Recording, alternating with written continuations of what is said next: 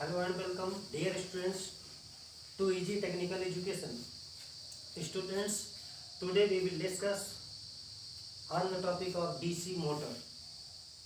आज हम DC motor के बारे में पढ़ेंगे. DC मोटर है क्या चीज़? तो सिंपली आप सबको पता है कि DC मोटर क्या है. DC मोटर एक ऐसी युक्ति है जो DC करंट को मैकेनिकल एनर्जी में कन्वर्ट करती है. Mean a device which convert direct current into mechanical work. That device is known as DC motor. तो सबको पता है कि DC मोटर क्या चीज़ है, यानी कि यह एक ऐसा यंत्र है जो विद्युत ऊर्जा को कार्य में बदलता है या मैकेनिकल ऊर्जा में बदलता है. तो अब रही बात कि DC मोटर के पार्ट्स कौन कौन से हैं, कैसे उनके फंक्शन हैं, डीसी मोटर कैसे काम करता है, डीसी मोटर के काम करने का सिद्धांत क्या है, ये सारी चीज़ें आज हम यहाँ पर डिस्कस करेंगे. तो सबसे पहले हम लिखते हुए चलते हैं कि क्या है DC motor. DC motor, DC motor. तो डीसी मोटर पता ही है. DC motor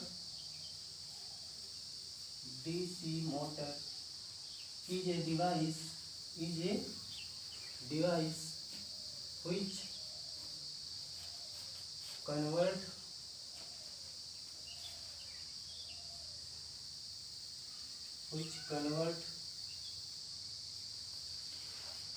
DC mean direct current into mechanical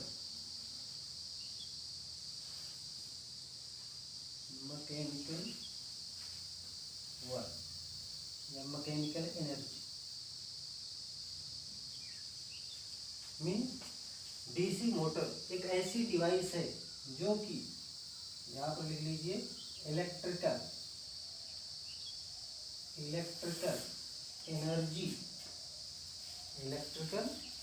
energy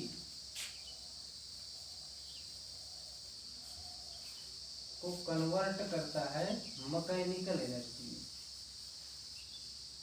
इसमें मैकेनिकल एनर्जी सिंपल हिंदी में भी आप लिख सकते हैं. डीसी मोटर एक ऐसी युक्ति है, डीसी मोटर ऐसे लिखिए, डीसी मोटर एक ऐसा यंत्र है जो विद्युत ऊर्जा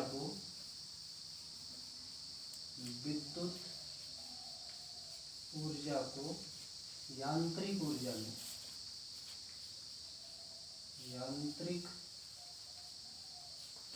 में बदलता है. लिख सकते हैं आप विद्युत ऊर्जा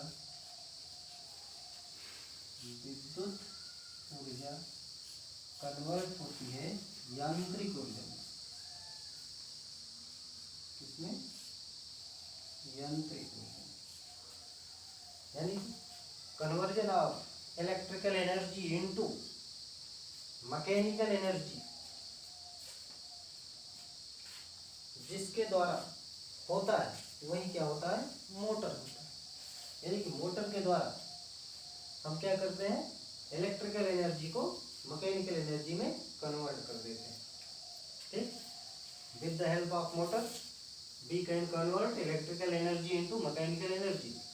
आसानी से लिख सकते हैं. अब ये तो रहा मोटर का इंट्रोडक्शन कि मोटर है क्या चीज. ठीक. अब मोटर किस प्रिंसिपल पर काम करता है उसे भी हम देख लें. तो मोटर किस प्रिंसिपल पर काम करता है, यहाँ पे लिख लें प्रिंसिपल.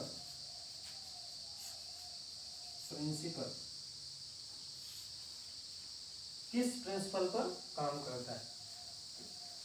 सिद्धांत। सिद्धांत तो देखिए, जैसे कि अभी तक आप लोगों ने जो कुछ पढ़ा है उसमें पढ़ा क्या है, सबसे पहले शुरुआत में ही, यानी कि लॉरेंज फोर्स के बारे में मैंने बताया, यानी कि लॉरेंज लॉ। तो लॉरेंज लॉ क्या कहता है, वही इसका प्रिंसिपल है, यानी मोटर का प्रिंसिपल क्या है, Lorentz law.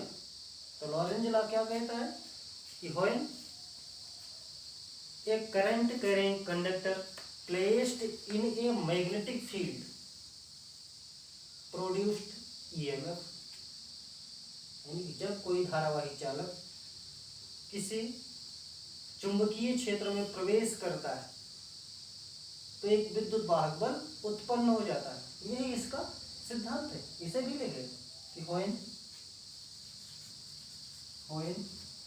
A current carrying conductor, when A current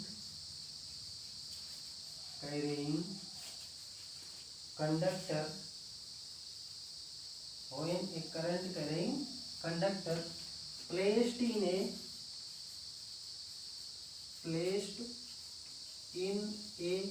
magnetic field, placed in a magnetic field, comma, produced an EMF,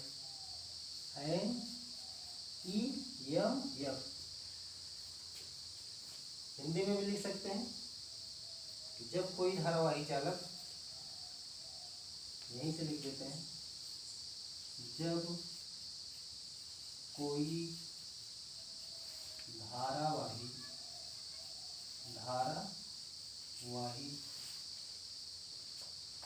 चालक,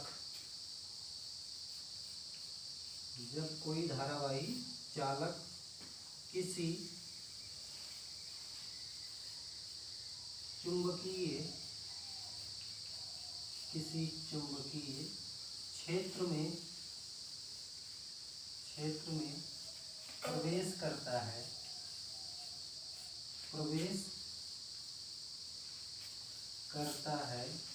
तो एक विद्युत वाहक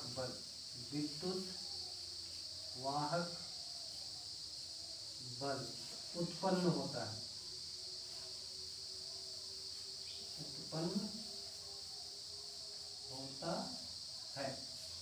ये इसका प्रिंसिपल है, यानी मोटर का प्रिंसिपल क्या है कि जब कोई धारावाही चालक किसी चुंबकीय क्षेत्र में प्रवेश करता है तो एक विद्युत वाहक बल उत्पन्न होता है। When a current carrying conductor placed in a magnetic field then produce a electromotive force। देखिए, जैसे वैसे अब इसमें जगह कम बची है तो आप लोग इतना लिख लीजिए तो फिर थोड़ा सा आगे बताया जाए। आसान है, वैसे आप लोग लिख चुके होंगे। मैं एक बार रिपीट कर देता हूँ कि डीसी मोटर है क्या चीज। DC motor is a device which convert DC direct current into mechanical energy, या in short form you can write this electrical energy converted into mechanical energy.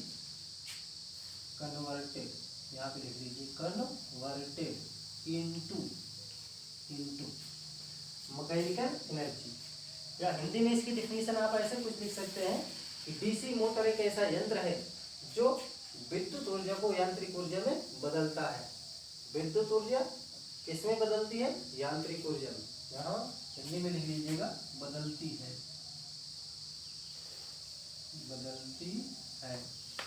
यांत्रिक ऊर्जा में। अब इसका प्रिंसिपल क्या होगा? प्रिंसिपल यानी सिद्धांत यही है कि when A current carrying conductor placed in a magnetic field produce an EMF, जब कोई धारावाही चालक किसी चुंबकीय क्षेत्र में प्रवेश करता है तो एक विद्युत वाहक बल उत्पन्न होता है। ठीक, अब इसको हम इरेज करते हैं, फिर आगे बताते हैं।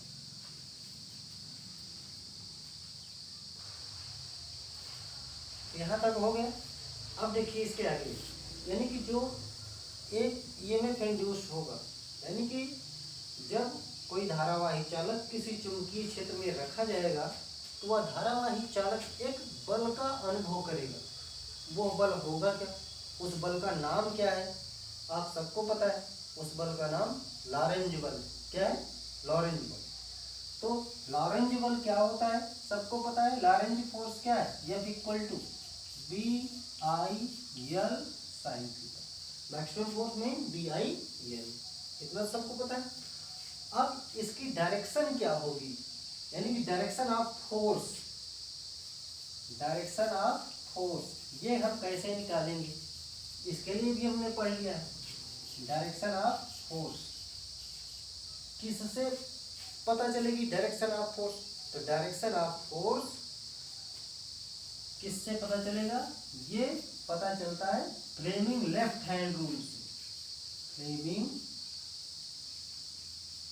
Fleming left hand rule, left hand rule. अब फ्लेमिंग के लेफ्ट हैंड रूल से हमें लगने वाले बल की दिशा पता चल जाएगी कि ये बल किधर लग रहा है। ठीक, यानी कि अब देखिए काम कैसे करता है। आपने टॉर्क भी पढ़ा है, यानी कि टॉर्क इक्वेशन भी आपने पढ़ी है। तो यहाँ पे भी टॉर्क जनरेट होगा और आपकी जो सॉफ्ट है वो क्या होगी? रोटेट होने लगेगी। अभी इसको हम बाद में बताते हैं, वर्किंग में बताएंगे।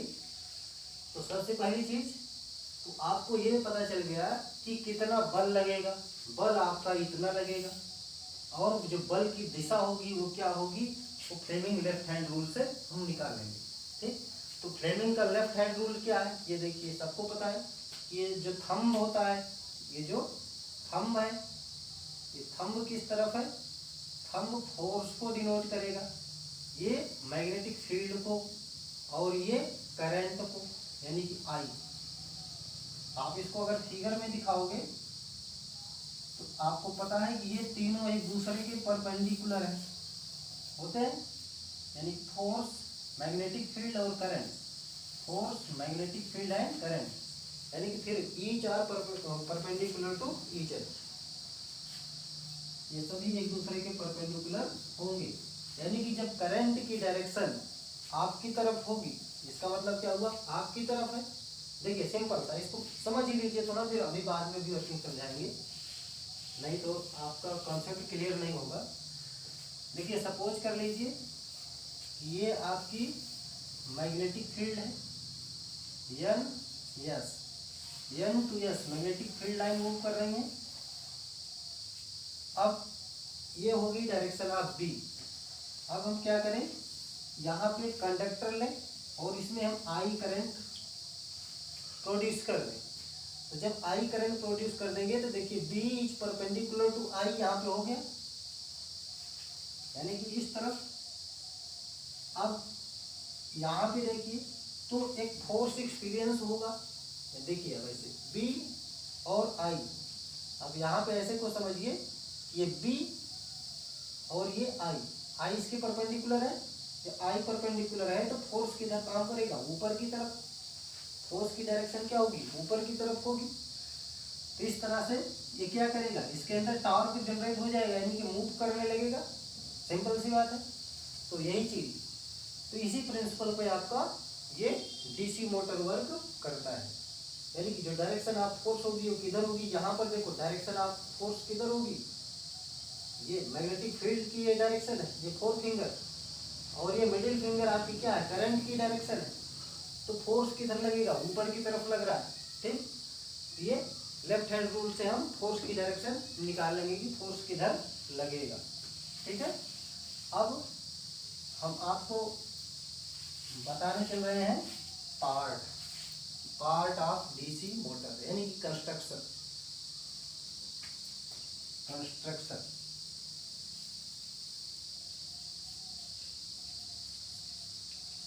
Construction of DC motor.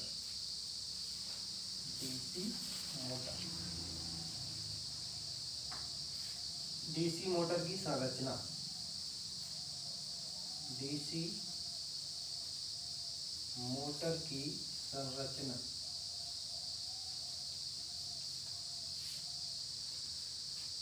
देखिए डीसी मोटर की संरचना में कौन कितने पार्ट होते हैं डीसी मोटर के। तो सबसे पहले इसे हम लिख देते हैं, इसको इरेज ही कर दें, नहीं चलो रहने दो।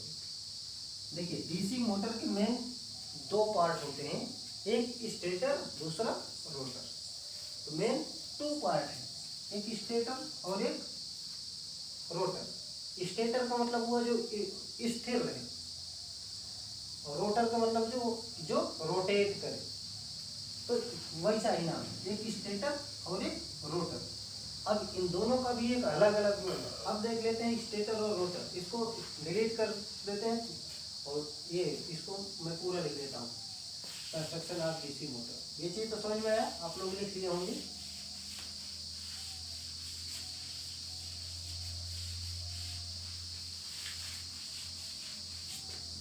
देखिए यहाँ पे या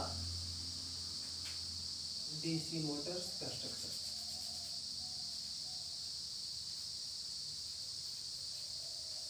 हेडिंग आप वही रहने दीजिएगा, हमने यहाँ काम चला दिया है।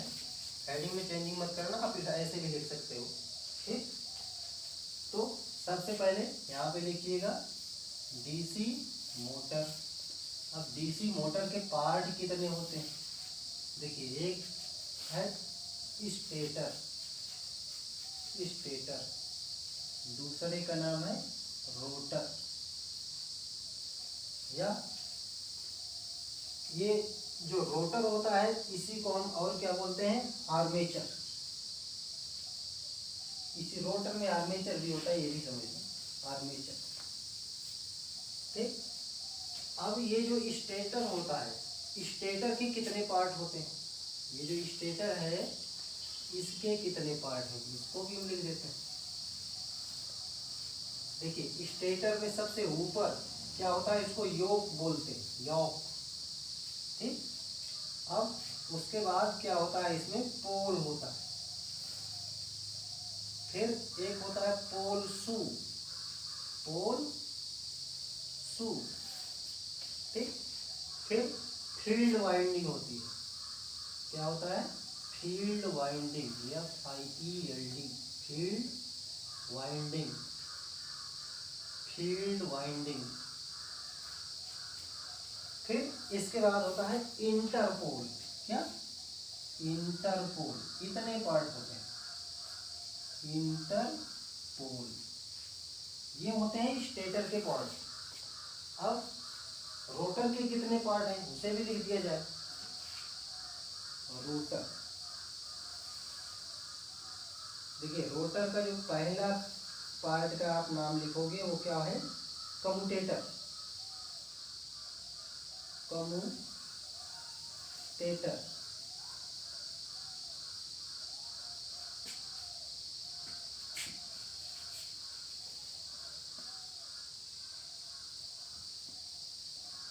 कम्यूटेटर। अब इसमें ब्रश भी होता है, ब्रश एंड गियर, ये भी लिख लो, चलो ब्रश। और इसमें भी वाइंडिंग होती है, इसमें भी वाइंडिंग होती है, इसको बोलते हैं आर्मेचर वाइंडिंग। कैसी? आर्मेचर वाइंडिंग, लिख लो आर्मेचर वाइंडिंग, पूरा लिख लो, ठीक। अब इसके बाद क्या होता है इसमें? इसके बाद होता है सॉफ्ट, सॉफ्ट, सॉफ्ट यानी कि सॉफ्ट जो होती है। ये इसके पार्ट हुई, डीसी मोटर के इतने पार्ट होते हैं, ठीक। अब हम एक बार फिर से नाम पढ़ देते हैं, डीसी मोटर की कितने पार्ट हैं। देखिए डीसी मोटर के मेनली दो पार्ट होते हैं, एक स्टेटर होता है, दूसरा rotor. Number 1 stator, number 2 rotor. अब स्टेटर के कितने पार्ट होते हैं?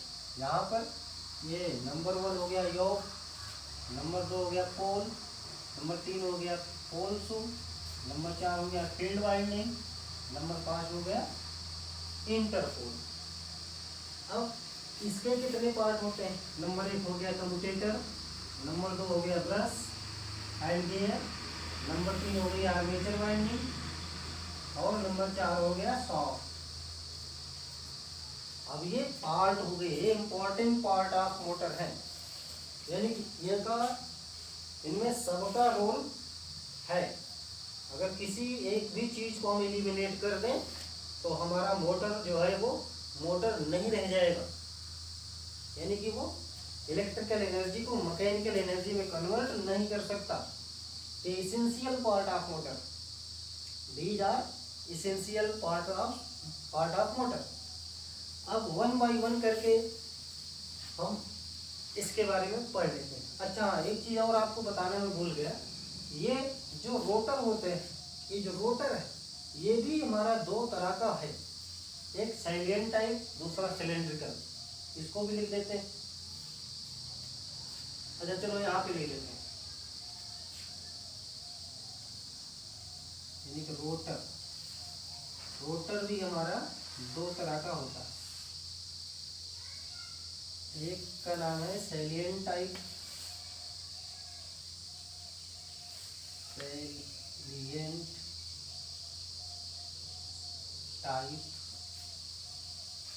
Rotor,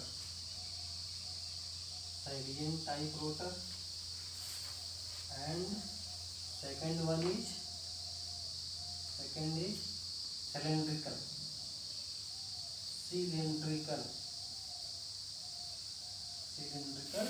rotor. ये भी 2 तरह के होते हैं, रोटर भी 2 तरह का होता है। Number 1 salient type rotor, number 2 cylindrical rotor. अब ये सैलिएंट टाइप रोटर कहाँ यूज होता है? देखो इन सब के बारे में डिटेल में आपको इलेक्ट्रिकल जब पढ़ाएंगे तब उसमें बताएंगे, ठीक। अभी ओवरव्यू आप जान लीजिए कि इसका यूज कहाँ होता है और इसका यूज कहाँ होता है, ठीक।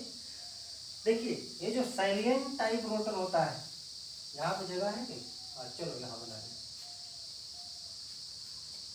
चलो अभी बाद में बता देंगे, पहले इसको समझ लीजिए। देखिए जो सैलिएंट टाइप रोटर होता है इसका काम होता है, ये लो स्पीड के लिए होता है। यहीं पे लिख लो, ये किस लिए यूज होता है? लो स्पीड में, ये लो स्पीड। और क्या होता है? नॉइजी होता है, आवाज भी करता है। और क्या होता है? बीप भी होता है, मैकेनिकली बीप होता है, मतलब ऐसे नहीं कि देखने में टूट जाएगा, ठीक। बीप भी होता है। तो ये सैलिएंट टाइप का रोटर है। तो जब ये सारे इसमें वो डिसएडवांटेज आपको दिख रहे हैं तो फिर इसका यूज क्यों करते हैं? ऐसा नहीं कि ये सब डिसएडवांटेज है, कभी कभी डिसएडवांटेज भी एडवांटेज बन जाता है, ठीक है। तो इसका भी यूज हम करते हैं। कहाँ करते हैं? जैसे आप सबको पता होगा कि आपने देखा होगा ये हाइड्रो पावर प्लांट आपने देखा है, तो वहाँ पे इसका यूज होता है सैलिएंट टाइप रोटर का। वहाँ पे जो मोटर लगी होती है वहाँ पे यही सैलिएंट टाइप रोटर लगा होता है, यानी कि धीरे धीरे मोटर मूव करती, ठीक है। और ये सिलेंड्रिकल रोटर मतलब एकदम इसका जस्ट अपोजिट, ये हाई स्पीड के लिए यूज होगा, ये नॉइजलेस होगा और ये मैकेनिकली स्ट्रांग होगा। लिख लीजिएगा इसको भी, ये हाई स्पीड होगी, इसमें क्या होगा? हाई स्पीड और लेस नॉइजी और मैकेनिकली स्ट्रांग,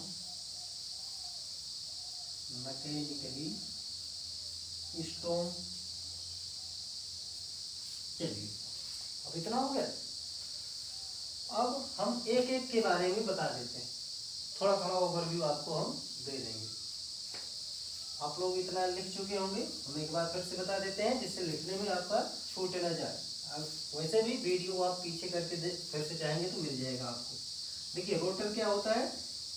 रोटर 2 तरह के होते हैं, एक सैलिएंट टाइप रोटर, दूसरा cylindrical rotor. Salient type rotor कहाँ पे यूज होता है? किस प्रकार के मोटर में? ऐसा मोटर जिसकी स्पीड लो हो और उस मोटर में नॉइज भी ज़्यादा होगी और वो मोटर मैकेनिकली वीक भी होगा। मतलब ऐसा नहीं कि उसको हम तोड़ सकते हैं आसानी से, ऐसा कुछ भी ना हो, मैकेनिकली वीक होगा। ठीक, मतलब उसके खराब होने की संभावना थोड़ा ज़्यादा होगी, मैकेनिकली वीक का मतलब यही है। और ये सिलेंड्रिकल टाइप रोटर कहाँ यूज होता है, जहाँ पे हाई स्पीड की ज़रूरत होती है, और ये लेस नॉइजी होता है, और ये मैकेनिकली स्ट्रांग होता है।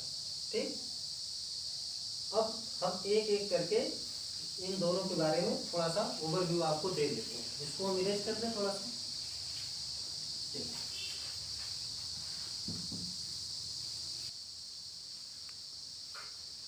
देखिए मैंने फिगर बना दिया,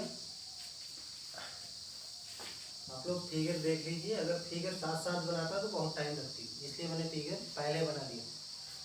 तो आप लोग इस फिगर में समझिए, ये साइलिएंट टाइप रोटर है, ये साइलिएंट टाइप रोटर है। मैंने इसके बारे में आप लोगों को पहले से ही बता दिया था। ये लो स्पीड के लिए यूज होता है, मैकेनिकली वीक होता है। आखिर ऐसा क्यों होता है, वो सारी चीज़ें मैं यहाँ पे डिस्कस कर ली जाए। देखिए, ये सबसे पहले ऊपर का जो है ये फ्रेम होता है। ये क्या है, फ्रेम। फ्रेम का दो काम है।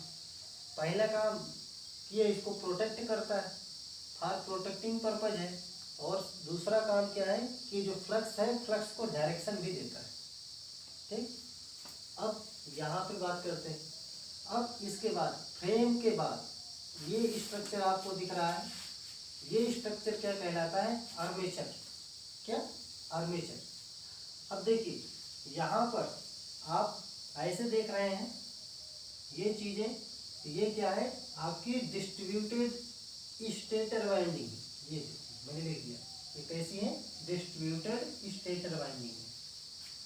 अब इसके बाद यहाँ पे अंदर की बात करते हैं, तो यहाँ पे ये देखो, ये अच्छा यहाँ पे ऐसे लिख लेना आप लोग, यन यन यस यस।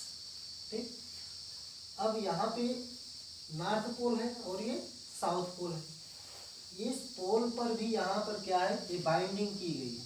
ये बाइंडिंग, ये क्या है, ये बाइंडिंग, ये चीज, इसको हम बोलते हैं रोटर फील्ड बाइंडिंग। क्या बोलते हैं, रोटर फील्ड बाइंडिंग। अब इसके बाद यहाँ पर ये रोटर फील्ड बाइंडिंग हुई, और यहाँ पर ये चीज देखो, यहाँ भी बाइंडिंग हुई है। ये इस बाइंडिंग का क्या नाम है, डैम्पर बाइंडिंग। क्या नाम है, डैम्पर बाइंडिंग। इसका मतलब ये सभी जो बाइंडिंग्स हैं ये आपस में इंटरकनेक्टेड हैं, शॉर्ट सर्किटेड है। ये सभी क्या है, शॉर्ट सर्किटेड है। इसका नाम क्या है, डैम्पर बाइंडिंग। ये किस लिए यहाँ पे बाइंडिंग की जाती है, इसका यूज करते हैं टू इल्यूमिनेट हंटिंग। हंटिंग को इलिमिनेट करने के लिए हम डैम्पर बाइंडिंग का यूज करते हैं। ठीक, अब इसका यहाँ पर देखिए, ये जो यहाँ और इसके बीच में, इस पोल के और यहाँ के बीच में जो ये डिस्ट्रीब्यूटर स्टेटर वाइंडिंग है, और पोल के बीच में एक नॉन यूनिफॉर्म एयर गैप होता है। मतलब यहाँ पे कुछ ज़्यादा तो फिर यहाँ पे कुछ कम, तो इस तरह से ये नॉन यूनिफॉर्म एयर गैप होता है। तो एयर गैप किस लिए होता है, एयर गैप का यूज हम यहाँ पर जैसे इसलिए करते हैं कि ये ज़्यादा से ज़्यादा फ्लक्स जो है, ये ज़्यादा से ज़्यादा फ्लक्स को अंदर की तरफ दे सके। यानी कि जो हमारा रोटर है ये ज़्यादा से ज़्यादा फ्लक्स पाए, जिससे क्या होगा, वो ज़्यादा तेज़ी से मूव करेगा। इसलिए यहाँ पे एयर गैप रखा जाता है।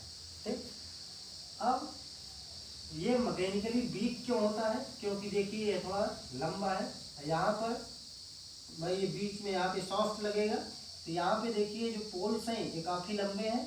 ये पूरा सिस्टम जो है ये मूव करेगा। भाई ये पूरा सिस्टम मूव करेगा, तो ज़्यादा लंबा है, तो ज़्यादा लंबा है तो यही वजह है, ज़्यादा तेज़ी से घूमेगा तो इसके टूटने का भी डर रहता है। ये ब्रेक भी हो सकता है, यही लिए इसका इसीलिए कहा जाता है कि मैकेनिकली वीक होता है। और यही रीजन है कि ज़्यादा इस साइज में लंबा है, यही रीजन है कि ये अगर ज़्यादा तेज़ी से चलेगा तो टूट भी सकता है। और आवाज़ भी यही रीजन है कि ज़्यादा करता है, इसलिए कहा जाता है इसको ये मोर नॉइजी। क्यों, क्योंकि इसका डायमीटर हाई है। यहाँ पर मैंने लिख दिया, जैसे पोल्स आर प्रोजेक्टेड, देखो पोल्स आर प्रोजेक्टेड। फिर non uniform air gap, non uniform air gap इसमें होता है, डायमीटर हाई होता है, डायमीटर इसका हाई है। मैकेनिकली वीक होता है, वो रीजन मैंने आपको बता दिया। प्रिफर्ड लो स्पीड, इसलिए ये लो स्पीड को प्रिफर करता है। क्यों? क्योंकि अगर हाई स्पीड से चलेगा तो इसके टूटने की संभावना थोड़ा बढ़ जाती है। ठीक है, ये जनरली यूज किया जाता है 50 आरपीएम से लेके 1000 आरपीएम तक की स्पीड के लिए। इससे अधिक की स्पीड के लिए हम इस रोटर का यूज नहीं करते। अब यहाँ पे देखिए फाई डिस्ट्रीब्यूशन है, यानी कि डीसी रिप्रेजेंट कर रहा है। जैसे ये देखो यहाँ पे कोसाइन वेव बन रहा है ना, कोसाइन वेव मतलब ये डीसी रिप्रेजेंट कर रही है।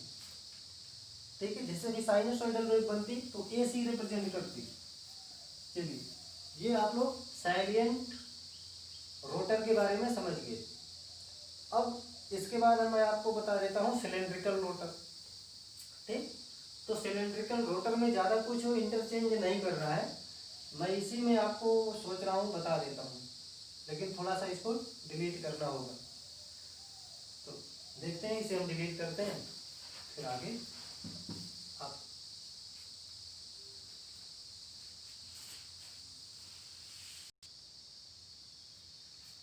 अब ये आपका सिलेंड्रिकल रोटर है, इसका फिगर मैंने बना दिया है, आप लोग इसे एक बार देख लें।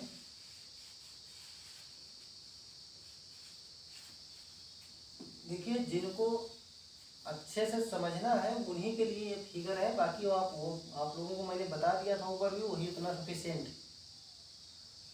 बाकी जिनको फिगर भी देखना था, समझना था, उनके लिए मैंने फिगर भी बना दिया है। तो इसको लिख लीजिए सिलेंड्रिकल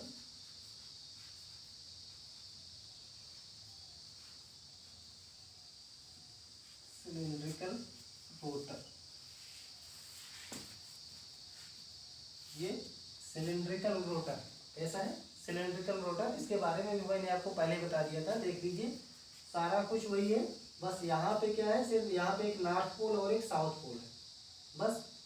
बाकी यहाँ पे अलग से फिर और 2 पोल नहीं है। अब यहाँ पे क्या है, सारा कुछ वही है। देखो यहाँ पे है क्या चीज़, यहाँ पे हमें जहाँ नॉन यूनिफॉर्म एयर गैप मिल रहा था, यहाँ पे यूनिफॉर्म एयर गैप मिलने लगा। ठीक, बाकी सारा कुछ वही है, टोटल फील्ड भी वही है, बाउंडिंग वही है। इससे हुआ क्या, इससे हुआ कि इसका डाया जो है वो क्या हुआ, कम हो गया। क्या, डाया कम हो गया।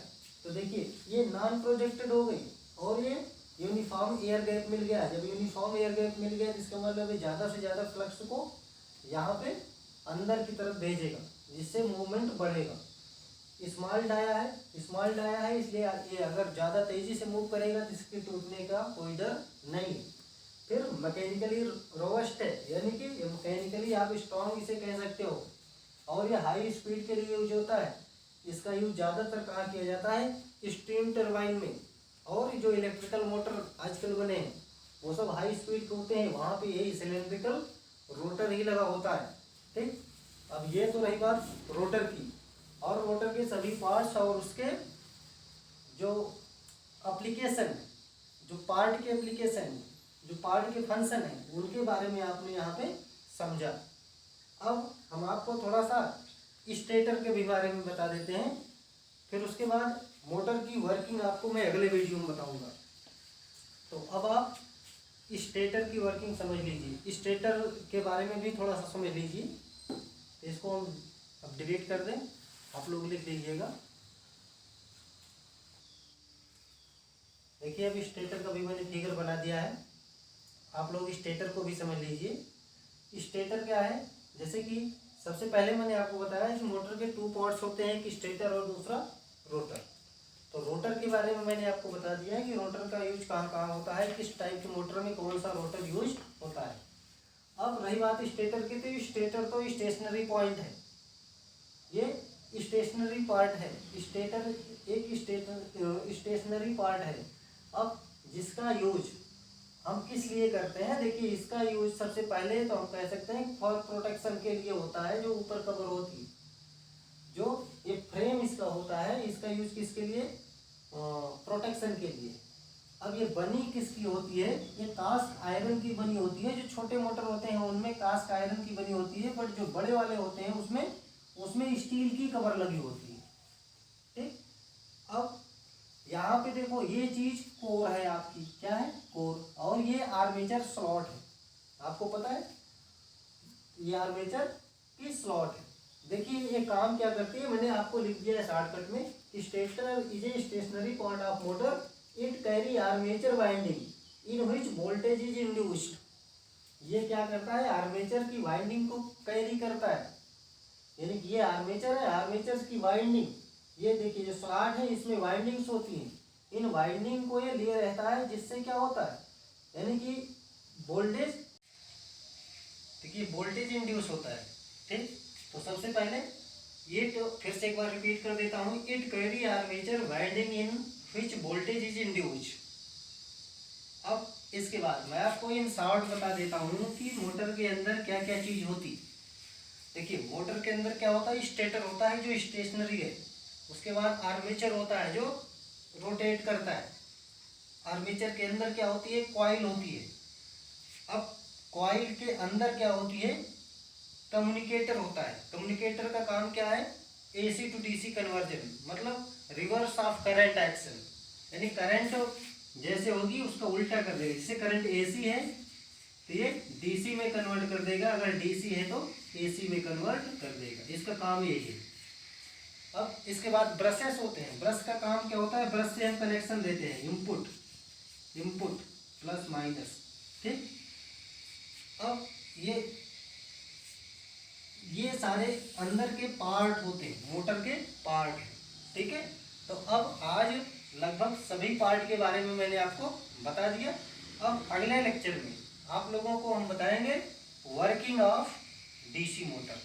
थोड़ा वीडियो लंबा बन रहा है, लेकिन जो कुछ भी समझोगे डिटेल में ठीक से समझोगे, अच्छे से समझ में आएगा, जिससे कि मोटर आपको दोबारा पढ़ना न पड़े।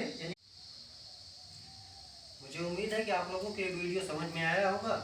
अगर आपको ये वीडियो समझ में आया है तो आप इस वीडियो को लाइक, सब्सक्राइब और शेयर करना न भूलें।